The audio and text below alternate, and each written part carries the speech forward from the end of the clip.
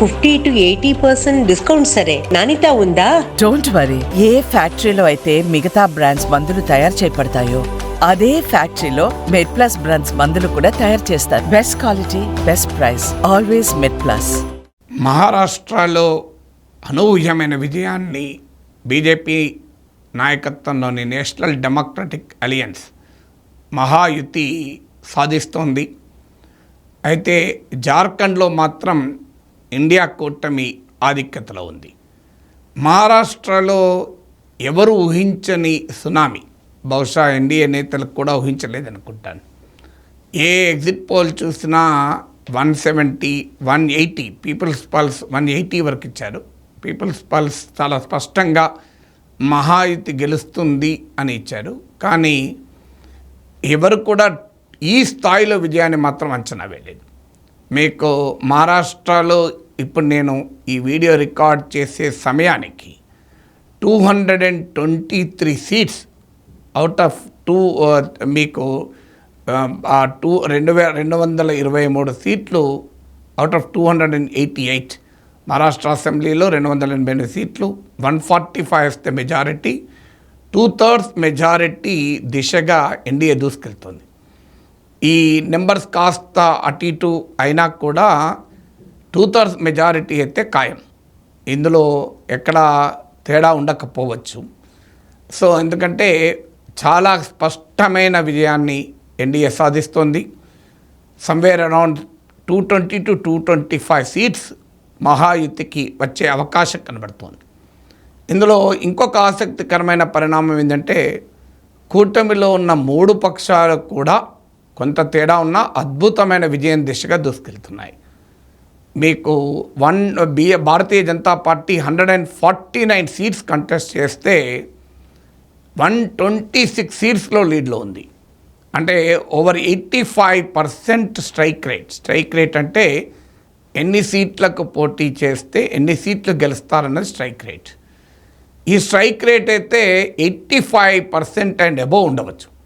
కొద్దిగా 1 or 2% అటు ఇటు ఉండొచ్చు. ఈ సీట్లు కూడా 1 or 2 సీట్స్ అటు ఇటు ఉండొచ్చు. కానీ క్లియర్గా 120 సీట్లకు తగ్గకుండా బీజేపీ గెలవబోతోంది. సో ఇక ఏక్నాథ్ షిందే నాయకత్వంలోని శివసేన ఇప్పటి వరకు ఉన్న అంచనాల ప్రకారం 55 సీట్స్ గెలవబోతోంది. 81 సీట్స్ కంటెస్ట్ చేసింది, 50 సీట్లు గెలవబోతోంది. More than 65% strike rate. Comparatively బీజేపీతో పోలిస్తే తక్కువ స్ట్రైక్ రేట్ ఉన్న భారీ విజయం. అందరికన్నా సర్ప్రైజింగ్గా అజిత్ పవార్ ఇటీవల లోక్సభ ఎన్నికల్లో 4 సీట్లకు పోటీ చేసి 1 సీటే గెలుచుకొని అబాసు పాలైన అజిత్ పవార్ 38 సీట్స్ వరకు గెలుచుకోబోతున్నాడు. స్ట్రైక్ రేట్ కూడా over around 60% strike rate. So చాలా క్లియర్గా ఈ నెంబర్స్లో 1, 2, 3 అటు ఇటు ఉండొచ్చు. కానీ ట్రెండ్ అయితే డిసిసివ్. ఇది మారే అవకాశం లేదు. ఫైనల్ రిజల్ట్ వరకు కూడా ట్రెండ్ చూస్తే మహారాష్ట్రలో ఎన్డీఏ సునామీ. ఇందులో 2/3 మెజారిటీ ఖాయం. భారతీయ జనతా పార్టీ మేజర్ ప్లేయర్గా, సింగిల్ లార్జెస్ట్ పార్టీగా మోర్ దెన్ 120 సీట్స్తో ఎమర్జ్ కాబోతోంది. స్ట్రైక్ రేట్ కూడా మోర్ దెన్ 85% వరకు ఉండే అవకాశం కనబడుతోంది. ఇక మిగతా పక్షాలకు కూడా భారీ విజయం దిశగా ఉన్నాయి. సో ఇక్కడ క్రిటికల్ ఫ్యాక్టర్ ఏంటంటే ఏక్నాథ్ షిందే అద్భుతమైన పర్ఫార్మెన్స్తో ముఖ్యమంత్రి సిట్టింగ్ చీఫ్ మినిస్టర్ వస్తున్నాడు. కానీ దేవేంద్ర ఫడ్నవీస్ భారతీయ జనతా పార్టీ నాయకుడు వండర్ఫుల్ పర్ఫార్మెన్స్తో గెలిచి వస్తున్నారు. ఇప్పుడు దేవేంద్ర ఫడ్నవీస్ సీఎం అవుతారా, ఏక్నాథ్ షిందే సీఎం అవుతారా, అజిత్ పవార్ మధ్యలో ఎమర్జ్ అవుతాడా? కానీ నెంబర్స్ రీత్యా చూస్తే దేవేంద్ర ఫడ్నవీస్ సీఎం కావాల్సిందే. ఎందుకంటే భారతీయ జనతా పార్టీకే స్వయాన 125 అరౌండ్ ± వచ్చే అవకాశాలు కనబడుతున్నాయి. ఓ 10 సీట్లలో ఇండిపెండెంట్లు గెలిచే అవకాశం ఉన్నా భారతీయ జనతా పార్టీ చాలా క్లియర్గా ఈ మెజారిటీకి సమీపంలో, ఇండివిజువల్గా కూడా మెజారిటీకి సమీపంలో రాబోతోంది. కనుక దేవేంద్ర ఫడ్నవీస్ అవుతాడా, లేదా ఏక్నాథ్ షిందే నాయకత్వంలో మహాయుతి ఎన్నికలకు పోయింది, ఏక్నాథ్ షిందే పాపులారిటీ, ఆయన ప్రభుత్వం అమలు చేసిన వెల్ఫేర్ స్కీమ్స్ బాగా విజయానికి దోహదం చేస్తాయి కనుక ఏక్నాథ్ షిందేను చీఫ్ మినిస్టర్ చేస్తారో చూడాలి. ఇక ఈ సునామీకి ఇంకొక కంపారిజన్ కూడా లోక్సభ ఎలక్షన్స్. లోక్సభ ఎలక్షన్లో మహారాష్ట్రలో 48 సీట్స్ ఉంటే ఎన్డీఏ కేవలం 17 సీట్స్ గెలుచుకుంటే ఇండియా కూటమి 31 సీట్స్ గెలుచుకుంది. కాంగ్రెస్, ఎన్సీపీ, శరద్ పవార్ బ్రహ్మాండమైన విజయాలు సాధించారు. ఉద్ధవ్ ఠాక్రే తన ప్రత్యర్థి అయిన ఏక్నాథ్ షిందే పైన రిలేటివ్లీ ఆధిపత్యం సాధించారు. కానీ ఆశ్చర్యం ఏంటంటే కేవలం 5-6 నెలల కాలంలో మహారాష్ట్రలో ప్రజల తీర్పు కంప్లీట్గా మారిపోయింది, ఓవర్వేమింగ్గా మారిపోయింది. హర్యానాలో మనం చూసాం, లోక్సభ ఎలక్షన్లో బీజేపీ 5 సీట్లు, కాంగ్రెస్ 5 సీట్లు గెలుచుకుంటే అసెంబ్లీ ఎలక్షన్స్కి వచ్చే వరకు బీజేపీ అధికారంలోకి వచ్చింది. కానీ ఓటింగ్ రీత్యా చూస్తే కాంగ్రెస్కు బీజేపీకి చాలా దగ్గరగా ఓటింగ్ కూడా వచ్చింది. కానీ సీట్లు మాత్రం బీజేపీ క్లియర్గా ఎమర్జ్ అయ్యారు. కానీ ఇక్కడ మహారాష్ట్రకు వచ్చే వరకు ఓటింగ్లో పెద్ద తేడా లేదు. వాస్తవంగా లోక్సభ ఎలక్షన్లో కూడా ఓటింగ్లో తేడా లేవు, సీట్ల విషయంలోనే తేడా వచ్చింది. బట్ ఏదేమైనా మహారాష్ట్ర, హర్యానాలో లోక్సభ ఎలక్షన్ రిజల్ట్ను రివర్స్ చేసి అసెంబ్లీ రిజల్ట్స్లో ఎన్డీఏ గెలుస్తుంది. సాధారణంగా ట్రెండ్ ఏంటంటే లోక్సభ ఎలక్షన్లో బీజేపీ బెటర్ పర్ఫామ్ చేస్తుంది, అసెంబ్లీ ఎలక్షన్స్కి వచ్చే వరకు వర్స్ట్ పర్ఫార్మెన్స్ ఉంటుంది. 2018లో ఉదాహరణకు రాజస్థాన్, మధ్యప్రదేశ్, ఛత్తీస్గఢ్ అసెంబ్లీ ఎలక్షన్లలో ఓడిపోయింది, కానీ లోక్సభ ఎలక్షన్లో దాదాపు స్వీప్ చేసినంత పని. సో అందువల్ల భారతీయ జనతా పార్టీ ఈ ట్రెండ్ రివర్స్ చేసి లోక్సభ ఎలక్షన్లో దెబ్బతిన్న రాష్ట్రాల్లో కూడా అసెంబ్లీ ఎలక్షన్స్లో మళ్ళీ గెలుస్తుంది. అంటే లోక్సభ ఎలక్షను, అసెంబ్లీ సెలక్షను అనే నెరేటివ్ కన్నా ఒక ఎన్నికలో ఓడిపోయాక కూడా మళ్ళీ ఎన్నికల్లో గెలవగలిగే సామర్థ్యము, సత్తా బీజేపీకి ఉంది. ఇది మనము కంక్లూడ్ చేయాల్సినటువంటి అంశం. మహారాష్ట్ర ఎన్నికలు, అలాగే హర్యానా ఎన్నికలు. ఇక్కడ సొలేస్ ఏంటంటే కాస్త ఉపశమనం ఇండియా కూటమికి ఏంటంటే జార్ఖండ్ గెలుస్తుంది. జార్ఖండ్లో ఇప్పుడున్న ఇండికేషన్స్ ప్రకారం చాలా క్లియర్గా జేఎంఎం నాయకత్వంలోని ఇండియా కూటమి అధికారం వచ్చే అవకాశాలు స్పష్టంగా కనబడుతున్నాయి. కానీ కాంగ్రెస్ పార్టీ సీరియస్ ప్రశ్నలు ఎదుర్కోక తప్పదు. ఆ జార్ఖండ్లో గెలిచినా అది కాంగ్రెస్ గెలుపు కాదు, జార్ఖండ్ ముక్తి మోర్చా గెలుపుగానే చూస్తారు. ఎందుకంటే జేఎంఎం అందులో లీడింగ్ పార్ట్నర్. మహారాష్ట్రలో కాంగ్రెస్, బీజేపీల మధ్య 70-80 సీట్స్లో డైరెక్ట్ కంటెస్ట్ ఉంది. ఈ డైరెక్ట్ కంటెస్టే బీజేపీని గెలిపిస్తుంది అని కూడా విశ్లేషణలు వచ్చాయి. ఎందుకంటే కాంగ్రెస్తో ప్రత్యక్ష పోరు ఉన్న ఎక్కడైనా బీజేపీ బాగా లాభపడుతుంది. ప్రాంతీయ పార్టీలను ఎదుర్కోవడం కష్టమవుతుంది తప్ప కాంగ్రెస్ని కాదు. ఇది మరొకసారి రుజువైంది. ఈ ఎన్నిక హర్యానాలో మీకు కాంగ్రెస్ ఓడించగలిగింది, మహారాష్ట్రలో కాంగ్రెస్ ఓడించగలిగింది. కానీ జార్ఖండ్కి వచ్చే వరకు జేఎంఎం నాయకత్వంలో కాంగ్రెస్ పోరాడే వరకు అక్కడ మాత్రం జేఎంఎం ఓడించలేకపోయింది. మీకు హేమంత్ సోరెన్ అరెస్ట్ చేసి బీజేపీ జార్ఖండ్ ముక్తి మోర్చాకు సింపతి ఫ్యాక్టర్ తెచ్చారు. ఇప్పుడు ఈ ఫ్యాక్టర్ బీజేపీని ఢిల్లీలో భయపడుతోంది, ఆప్ను పులకరింపజేస్తోంది. ఆంధ్రప్రదేశ్లో చంద్రబాబు నాయుడు అరెస్ట్ చేసి జగన్ నష్టపోయాడు, హేమంత్ సోరెన్ అరెస్ట్ చేసి బీజేపీ జార్ఖండ్ నష్టపోయింది. ఢిల్లీలో కూడా అరవింద్ కేజ్రీవాల్ అరెస్ట్ చేసి ఇప్పుడు బీజేపీ నష్టపోతుందా, సింపతి అరవింద్ కేజ్రీవాల్ దక్కుతుందా అన్న విశ్లేషణలు కూడా వస్తున్నాయి. అఫ్కోర్స్ ఒక స్టేట్ మరో స్టేట్ను మనం కంపేర్ చేయలేము. కానీ ఈ 6 నెలల కాలంలోని ఇంత మార్పు ఎందుకు వచ్చింది? లోక్సభ ఎలక్షన్స్కు, అసెంబ్లీ ఎలక్షన్స్కు ఇంత తేడా మహారాష్ట్రలో ఎందుకు కనిపించింది? జార్ఖండ్లో లేదు మనకిది, కానీ మహారాష్ట్రలో కనిపించింది.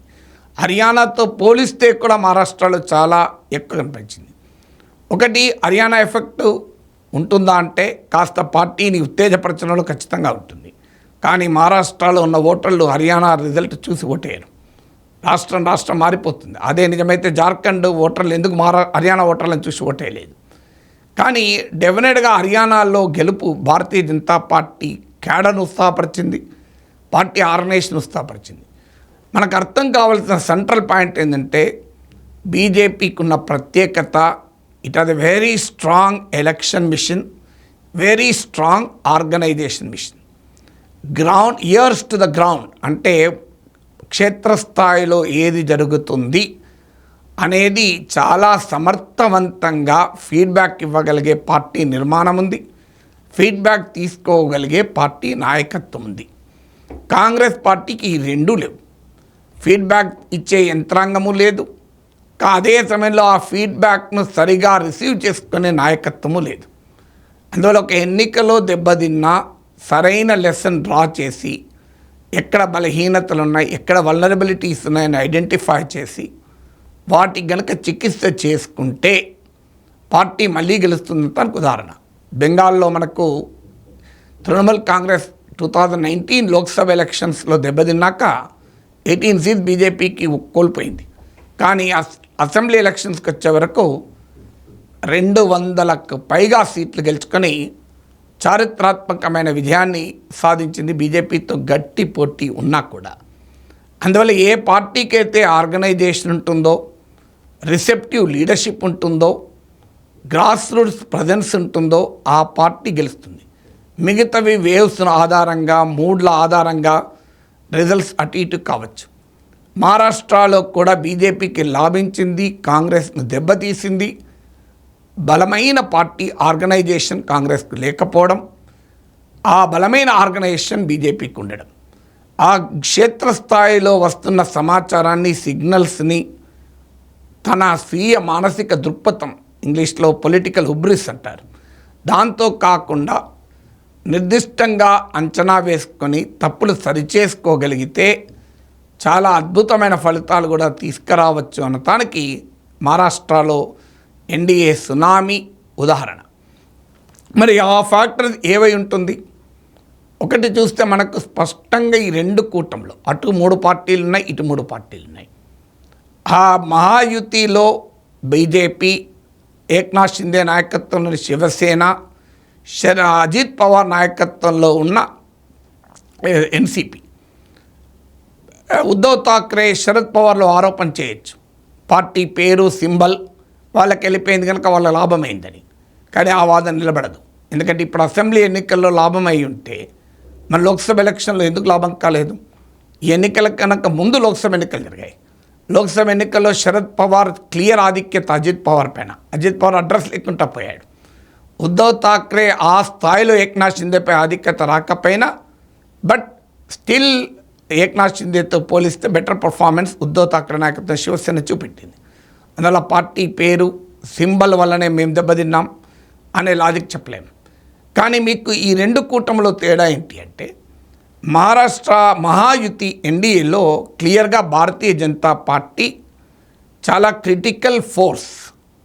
ఏ సంకీర్ణమైన విజయం సాధించాలి అంటే బలమైన యాంకర్ ఉండాలి అనేది మహారాష్ట్ర ఎన్నికల ఉదాహరణ ఇది. ఇక్కడ బీజేపీ బలమైన యాంకర్, సింగిల్ లార్జెస్ట్ పార్టీ. ఇప్పుడు రిజల్ట్స్ కూడా చూస్తే సమ్వేర్ అరౌండ్ ±125 వచ్చే అవకాశం కనబడుతుంది. ఇక మిగతా పార్టీలు ఏక్నాథ్ షిందే, అజిత్ పవార్ కలిసి వచ్చాయి.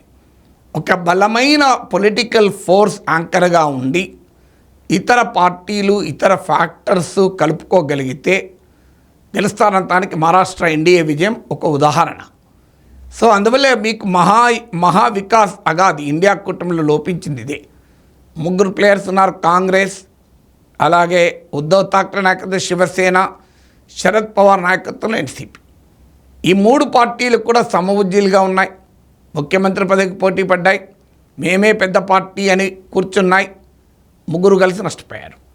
అందువల్ల ఒక బలమైన యాంకర్, ఎక్కడైనా మీరు ఒక బలమైన ఫోర్సు, దాని చుట్టూ ఇతర ఫోర్సెస్ యాడ్ అయితే ఎన్నికల్లో గెలవటానికి ఒక ఫార్ములా అనేది మహారాష్ట్ర ఉదాహరణ. ఇక సెకండ్ ఫ్యాక్టర్, ఒక ఎన్నిక మరో ఎన్నిక, ఒక ఎన్నికలో వాడిన ఆయుధాలు మరో ఎన్నికలో ఉపయోగపడతాయన్న గ్యారంటీ లేదు. ఎలక్షన్కు ఇష్యూస్ మారిపోతాయి, సిచ్యువేషన్స్ మారిపోతాయి. ఇది కాంగ్రెస్ అర్థం చేసుకోలేకపోయింది, ఇండియా కూటమి అర్థం చేసుకోలేకపోయింది. రాహుల్ గాంధీ ఇంకా రాజ్యాంగం పుస్తకం పట్టుకొని తిరిగాడు. లోక్సభ ఎలక్షన్లో అది ఉపయోగపడిన మాట నిజం. యూపీ, రాజస్థాన్, మహారాష్ట్ర, హర్యానా ఈ ప్రాంతాల్లో ఉపయోగపడ్డ మాట నిజం. కానీ మళ్ళీ సేమ్ బాణాన్ని మళ్ళీ ప్రయోగించారు. సో ఆ బాణము ప్రయోగానికి ఉపయోగపడాలి. అంటే ఒకసారి ఉపయోగపడిన ఇష్యూ, ఒకసారి ఉపయోగపడిన స్ట్రాటజీ, ఒకసారి ఉపయోగపడిన స్లోగన్ ప్రతిసారి ఉపయోగపడుతుంది అనుకుంటే అది పొరపాటు. అందువల్ల రాజ్యాంగం బుక్ పట్టుకొని రాజ్యాంగానికి మోడీ ప్రమాదం తెస్తున్నాడు అనే ఫ్యాక్టరు కన్విన్స్ చేయలేకపోయింది. సో దానికి కౌంటర్గా బీజేపీ క్యాంపెయిన్ కన్విన్స్ చేయగలిగింది. అందువల్ల 2024లో తాము ఎక్కడ నష్టపోయామో బీజేపీ గుర్తించి దానికి బలమైన కౌంటర్ క్యాంపెయిన్ అల్లగలిగింది. అందువల్ల ఎప్పటికప్పుడు నరేటివ్స్ మార్చుకోగలిగితేనే గెలుస్తారు. మహాయుతి ఆ పని చేయగలిగింది, మహావికాస్ అగాది చేయలేకపోయింది. అందువల్ల అక్కడ లోకల్ ఇష్యూస్, శరద్ పవార్ లాంటి వాళ్ళు అగ్రికల్చర్ క్రైసిస్ ఇవన్నీ పెట్టుకున్నా కూడా సక్సెస్ కాలేదు. మూడోది రాహుల్ గాంధీ మహారాష్ట్రలో ఇంకా ఎక్కువ స్కోప్ ఉండే క్యాంపెయిన్ చేయడానికి. మహారాష్ట్ర ఎన్నికలు ఉన్నాయి, యూపీలో ఉప ఎన్నికలు కూడా పోటీ చేస్తలేరు. రాహుల్ గాంధీ క్యాంపెయిన్ చేసినా చేయకపోయినా వాయనాడ్లో గెలుస్తారు. కానీ రాహుల్ గాంధీ వాయనాడ్లో పెట్టిన దృష్టి ప్రియాంక గాంధీ గెలుపుకు మహారాష్ట్రలో పెట్టలేదు.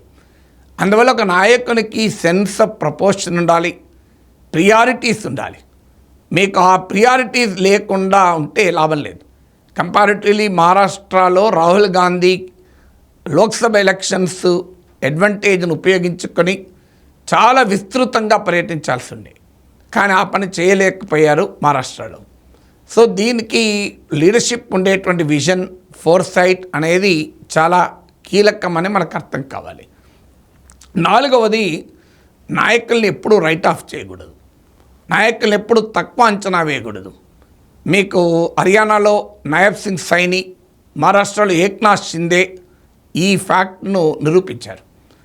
నాయబ్ సింగ్ సైని మనోహర్ లాల్ ఖట్టర్ ప్లేస్లో వచ్చాడు, కానీ మ్యాసివ్ ప్రజెన్స్ చూపెట్టగలిగాడు. మహారాష్ట్రలో కూడా ఏక్నాథ్ షిందే అసలు ఉద్ధవ్ ఠాక్రేతో పోలిక ఎక్కడిది, బాలాసాహెబ్ ఠాక్రే కొడుకు. ఇప్పుడు ప్రాంతీయ పార్టీలకు, వారసత్వ పార్టీలకు కూడా ఇప్పుడు గుబులు పుట్టిస్తుంది రిజల్ట్. సో వారసత్వ పార్టీల్లో వారసులకు వ్యతిరేకంగా బలమైన నాయకుడు తిరుగుబాటు చేస్తే ఏంటి పరిస్థితి? బాలాసాహెబ్ ఠాక్రే పెట్టిన శివసేనలో ఠాక్రేలను, శివసేనలను విడదీసి చూడలేం. అలాంటి శివసేనలో ఉద్ధవ్ ఠాక్రేను ఓడించి ఏక్నాథ్ షిందే శివసేన నేతగా ఎమర్జ్ అయ్యాడు. సో అందువల్ల రాజకీయాల్లో వారసులు మా ఫీవ్డమ్, మా రాజ్యం ఇది, మా ప్రైవేట్ ప్రాపర్టీ, మా రాజకీయ పార్టీ అని కనుక విర్రవీగితే ఎవరో ఏక్నాథ్ షిందేలో పుట్టి అడ్రస్ లేకుండా చేయగలరు అనేది ఇది ఒక ఇండికేషన్. ఒక ప్రాంతీయ పార్టీలు, ప్రైవేట్ లిమిటెడ్ కంపెనీలుగా నడిచే, వారసుల నాయకత్వం నడిచే పార్టీలు you cannot take people for granted, you cannot take cadre for granted అనేది ఏక్నాథ్ షిందే ఉదాహరణ. ఇక ఐదవది, ఏక్నాథ్ షిందే ప్రభుత్వం అమలు చేసిన వెల్ఫేర్ స్కీమ్స్.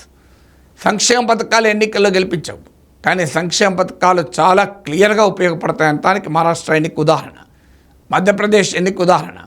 వాస్తవంగా మధ్యప్రదేశ్లో కూడా కాంగ్రెస్కు చాలా మెరుగైన అవకాశాలు ఉన్నాయి అన్న విశ్లేషణలు వచ్చాయి. కానీ శివరాజ్ సింగ్ చౌహాన్ అమలు చేసినటువంటి సంక్షేమ పథకాలు, ముఖ్యంగా ఉమెన్ ఓరియంటెడ్ వెల్ఫేర్ స్కీమ్స్ బాగా ఉపయోగపడ్డాయి. మీకు ఈవెన్ మహారాష్ట్రలో కూడా నేను ఇదో కూడా చెప్పాను, మాజీ లడ్కీ బహన్ యోజన అని ప్రతి మహిళకు 1,500 రూపాయలు వారి అకౌంట్లో వేసే స్కీమ్ మొదలుపెట్టారు కొద్ది నెలల క్రితం. సుమారు 2,34,00,000 మంది బెనిఫిషరీస్, నెలకు 1,500. వాస్తవంగా ఇది అసెంబ్లీ సెగ్మెంట్ వైపు చూస్తే ఒక్కొక్క అసెంబ్లీ నియోజకవర్గంలో 80,000 మహిళలు. మహారాష్ట్రలో మొత్తం సగం మహిళలు లబ్ధిదారులే. ఈ స్కీమ్ అద్భుతంగా మహాయుతికి పనిచేసినట్టుగా కనబడుతుంది. ఏక్నాథ్ షిందే ఇమేజ్ను పెంచింది, కూటమిని బలోపేతం చేసింది. సో ఈ సంక్షేమ పథకాల ప్రభావం ఎంత ఉంటుందో ఉదాహరణ. వాస్తవంగా కాంగ్రెస్ పార్టీ 3,000 ఇస్తామేమో అన్నారు, కానీ ఏక్నాథ్ షిందే 2,100 అన్నారు. ప్రజలు 2,100 మంచిదే, కానీ ఇస్తున్న ఏక్నాథ్ షిందే నమ్మారు, కానీ ఇస్తామన్న కాంగ్రెస్ నమ్మలేదు, మహావికాస్ అగాధి నమ్మలేదు. కారణం ఏంటంటే వెరీ లేట్ ఎంట్రన్స్. ముందుగా ఈ స్కీమ్ను విమర్శించినటువంటి మహావికాస్ అగాధి ఎన్నికలకు 4 రోజుల ముందు మేము దాన్ని 3,000 చేస్తామన్నారు. అలాగే అగ్రికల్చర్ క్రైసిస్ వాస్తవంగా బ్రహ్మాండమైన అవకాశం. కానీ చివరి నిమిషంలో మేము కాటన్కు సోయాబీన్కు మేము డబ్బులు ఇస్తాం, మేము ప్రైస్ ఇస్తామని అనౌన్స్ చేశారు. ఎప్పుడు కూడా ఎన్నికల రణరంగంలో అస్త్రశస్త్రాలు ముందుగానే తీసుకుని ఉండాలి. కాంగ్రెస్ పార్టీ మహావికాస్ అగాది చివరి నిమిషంలో కొన్ని ప్రామిస్ చేసిన, ఉదాహరణకు మహిళలకు 3,000 ఇస్తామని, లేదా సోయాబీన్ రైతులు పత్తి రైతులకు పలానా ధరించి ఆదుకుంటామని. కానీ it was very delayed response. అప్పటికే ఎన్డీఏ ప్రామిసెస్ బలంగా జనంలోకి వెళ్ళిపోయాక వీరు మెల్లగా దానికి ఒక ఆల్టర్నేటివ్ స్కీమ్ లాగా చెప్పారు, అది పనిచేయలేదు. ఇక 6వది సోషల్ ఇంజనీరింగ్. హర్యానాలో కాంగ్రెస్ నమ్మింది మీకు భూపేందర్ సింగ్ హూడా నాయకత్వంలో జాట్ కన్సాలిడేషన్ వస్తుంది, దళితులు ముస్లింలు సపోర్ట్ చేస్తారు, గెలిచిపోతారు అనుకున్నారు. మహారాష్ట్రలో కూడా మరాఠాల వ్యతిరేకత బీజేపీని దెబ్బతీస్తుంది అని అంచనాలు వేశారు. కానీ హర్యానాలో బీజేపీ సోషల్ ఇంజనీరింగ్ ఫార్ములా పనిచేసింది, అదే ఫార్ములా మహారాష్ట్రలో పనిచేసింది. హర్యానాలో జాట్లకు వ్యతిరేకంగా బీసీల కన్సాలిడేషన్ సాధించింది, బీజేపీ గెలిచింది. అలాగే హిందూ కన్సాలిడేషన్ వల్ల ఉపయోగించుకొని యాంటీ ముస్లిం రెటోరిక్ను ఉపయోగించుకొని హిందూ కన్సాలిడేషన్ తేగలిగింది. మహారాష్ట్రలో కూడా ఇదే 2 పనులు చేసి మరాఠాల ఫ్యాక్టర్ను, తనకు వ్యతిరేకంగా ఉన్న ఫ్యాక్టర్ను కాస్త కౌంటర్ చేసేందుకు ఓబీసీ కన్సాలిడేషన్ చేసి, నేను గతంలో చెప్పాను మహారాష్ట్రలో ఓబీసీలు 38% వరకు ఉంటారు. సో మరాఠాలకు రిజర్వేషన్లు ఇస్తే ఓబీసీలకు నష్టం జరుగుతుంది అనే ఫ్యాక్టరు బాగా బీజేపీ ఉపయోగించుకోగలిగింది. కాంగ్రెస్ పార్టీ మహావికాస్ అగదోమో మేము మరాఠాలకు రిజర్వేషన్లు ఇస్తాం, ముస్లింలకు రిజర్వేషన్లు ఇస్తాం, రిజర్వేషన్ల పరిమితి పెంచుతామన్నారు. కానీ జనం అప్రిషియేట్ చేయలే. సో అందువల్ల క్లియర్గా బీజేపీ ఒకవైపు తమకు వ్యతిరేకంగా మరాఠా కన్సాలిడేషన్ అవుతుందని గమనించినటువంటి బీజేపీ మాధవ్ ఫార్ములాను ముందుకు తీసుకొచ్చింది. మాలీ, దంగర్, వంజరి అని ఇలాంటి బీసీ కాస్ట్లను ఏకం చేసి దేశవ్యాపితంగా ఎలాగైతే బీసీ కన్సాలిడేషన్ చేసిందో మహారాష్ట్రలో కూడా మరోసారి బీసీ కన్సాలిడేషన్ చేసింది. అందుకే ప్రధానమంత్రి నరేంద్ర మోడీ తాను ఓబీసీ ప్రైమ్ మినిస్టర్ అని పదే చెప్పుకున్నాడు. అందువల్ల దేశవ్యాప్తంగా కూడా ఓబీసీ కన్సాలిడేషన్ అనేది బీజేపీకి ఒక ప్రధానమైన అంశంగా ఉపయోగపడుతుంది. ఇతర అనేక ఫ్యాక్టర్స్తో పాటు ఆ మెటిక్యులస్ సోషల్ ఇంజనీరింగ్ పనిచేస్తుంది. 7వది RSS factor. So RSS factor మహారాష్ట్రలో బీజేపీ అజిత్ పవార్తో కలవడాన్ని, శివసేన అలాగే ఎన్సీపీలను చీల్చడాన్ని ఆర్ఎస్ఎస్ శ్రేణులు అంగీకరించలేదు. ఆర్ఎస్ఎస్ అది పత్రిక ఆర్గనైజర్లో ఈవెన్ లోక్సభ ఎలక్షన్ల తర్వాత వచ్చిన విశ్లేషణలో కూడా అజిత్ పవార్ ఫ్యాక్టర్ను ఆర్ఎస్ఎస్ జీర్ణించుకోలేకపోయింది. కానీ బీజేపీ మాత్రం అజిత్ పవార్కు ఉన్నటువంటి ప్రాంతాలు, సెక్షన్స్, వెస్ట్రన్ మహారాష్ట్ర, మరాఠ్వాడ ఇక్కడ తమకు బలహీనంగా ఉంది. అందువల్ల ఆర్ఎస్ఎస్ కన్విన్స్ చేసింది. ఆర్ఎస్ఎస్ బీజేపీ క్యాడర్స్ చాలా ఎఫెక్టివ్గా పనిచేశారు. మహారాష్ట్ర ఆర్ఎస్ఎస్ హెడ్ క్వార్టర్స్ ఉన్న ప్రాంతం. అందువల్ల హర్యానాలో, మహారాష్ట్రలో ఆర్ఎస్ఎస్ బీజేపీల మధ్య గ్యాప్ తగ్గడం, అది కూడా శ్రేణుల మధ్య గ్యాప్ తగ్గడం చాలా సమర్థవంతంగా బీజేపీకి ఉపయోగపడింది అనేది క్లియర్గా మనకు అర్థమైపోతుంది. అందువల్ల క్షేత్రస్థాయిలో ఆర్ఎస్ఎస్ బీజేపీల మధ్య సమన్వయం లేని చోట దెబ్బతిన్నది, సమన్వయం ఉన్న చోట చాలా సమర్థవంతంగా నిలబడగలిగింది. 8వది హిందూ యూనిటీ. సో ఎప్పుడైతే మండల్ తరహాలో క్యాస్ట్ ఫ్యాక్టర్స్, సోషల్ ఇంజనీరింగ్ తమకు ఛాలెంజింగ్గా మారుతుందో బీజేపీ 2 పనులు చేస్తుంది. ఒకటి, డామినెంట్ కాస్ట్లకు వ్యతిరేకంగా ఇతర కాస్ట్లు ఆర్గనైజ్ చేస్తుంది.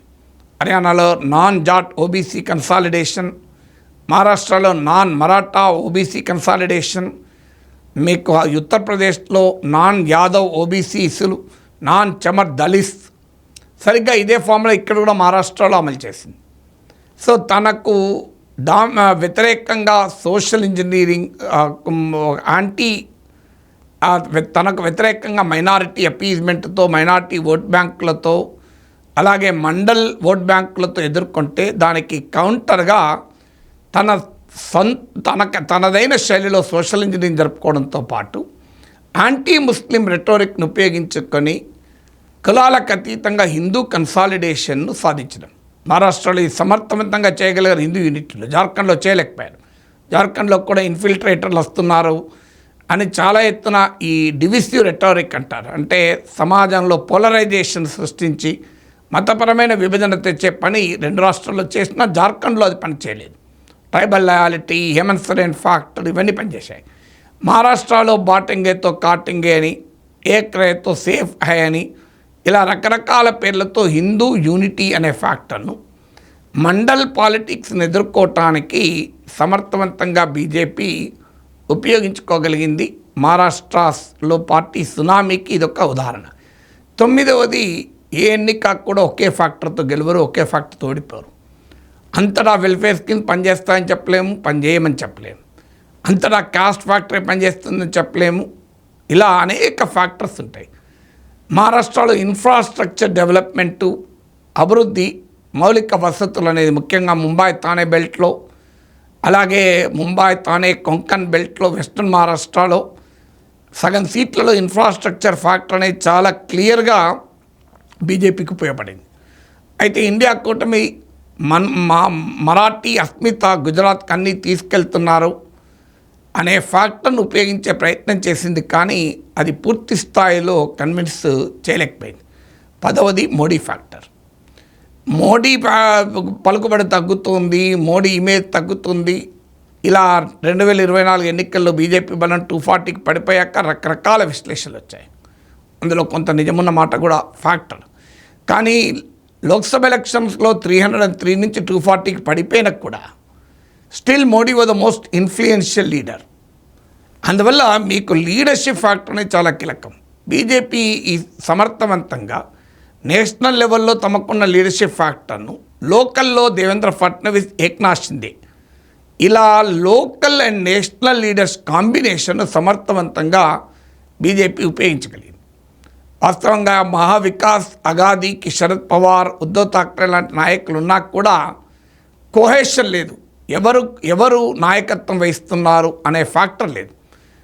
మహాయుతికి వచ్చే వరకు ఏమైందంటే జాతీయ స్థాయిలో ఒక యూనిఫైయింగ్ ఫ్యాక్టర్గా మోడీ ఉండడం, రాష్ట్ర స్థాయిలో 3 నాయకులు 3 డిఫరెంట్ విభాగాల్లో బలాన్ని సమకూర్చడం. మీకు ఏక్నాథ్ షిండే మరాఠాలు, అజిత్ పవార్, ఏక్నాథ్ షిండేలు కలిపి కొన్ని వర్గాల్లో కొన్ని ప్రాంతాల్లో లీడర్షిప్ తెచ్చుంటే దేవేంద్ర ఫడ్నవీస్ నాయకత్వంలో బీజేపీ కొంత చేయగలిగింది. అందువల్ల ఈ consolidation of local and national leadership అనేది చాలా క్లియర్గా మహాయుతికి ఉపయోగపడింది. అందువల్ల ఎన్నికలు ఒక ఎన్నిక పోల్చలేం, ఒక రాష్ట్రాన్ని మరో రాష్ట్రాన్ని పోల్చలేమనటానికి మహారాష్ట్ర సునామీ ఒక ఉదాహరణ. జార్ఖండ్లో ఏం జరిగింది అనేది మరింత వివరంగా ఇంకో వీడియోలో మాట్లాడతాను.